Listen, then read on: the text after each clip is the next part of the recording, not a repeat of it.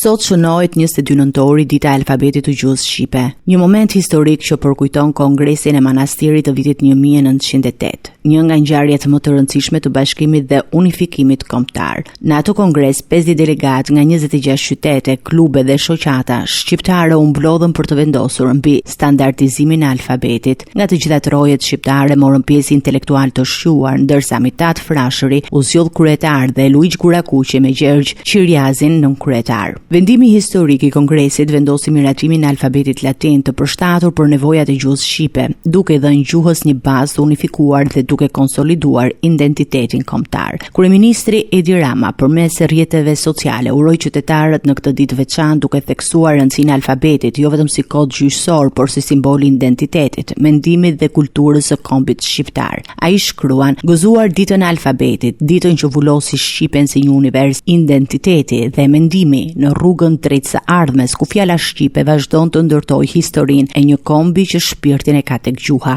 Dita e alfabetit shënohet jo vetëm në Shqipëri, por edhe në Kosovë, Maqedoninë e Veriut dhe në diasporën shqiptare, duke treguar lidhjen e pandarë të shqiptarëve me gjuhën e tyre dhe rëndësinë e saj për ruajtjen e identitetit kombëtar në të gjitha trojet."